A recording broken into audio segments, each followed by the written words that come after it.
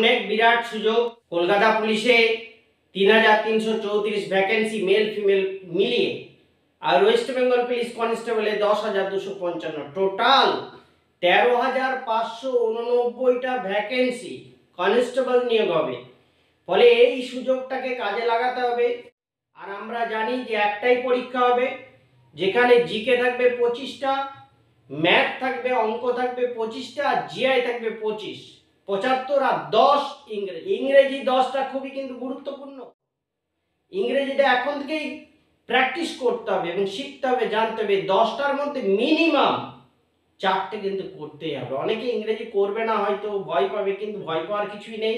একটু যদি প্র্যাকটিস এখন থেকে চালাও তাহলে দেখবে 4খানা হয়ে যাবে, কোনো সমস্যা হবে না। আর ম্যাথে যে 25টা থাকবে, 25টার মধ্যে 80% মানে 20টা, আর জিআই এর 80% মানে 20টা। এই 20 20 40, আর 4 44, আর 16 হচ্ছে জিকে থেকে। ব্যাস 60 নম্বর হয়ে গেলে তোমার চাকরি পাকা, একেবারে কেউ আটকাতে পারবে না। যাই হোক, এই ইংরেজি কি ধরনের কোশ্চেন হবে বা এখন থেকে প্র্যাকটিস চালানোর জন্য আমি এই ডেসক্রিপশন বক্সে অনলাইন একটা মক টেস্টের ব্যবস্থা করেছি। অনলাইন মক টেস্ট দাও, ইংরেজির উপরে 10টা কোশ্চেন দেব, প্রত্যেকটার জন্য 1 নাম্বার, মানে 10 নাম্বার। টাইম থাকবে 6 মিনিট।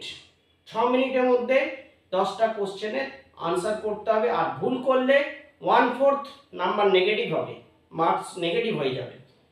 ফলে এই পরীক্ষাটা দাও, ওই লিঙ্কে গিয়ে ক্লিক করবে, নিজের নাম লিখবে এবং কমেন্ট বক্সে অবশ্যই তোমরা লিখবে যে কে কত নাম্বার পেলে, কত মার্কস পেলে।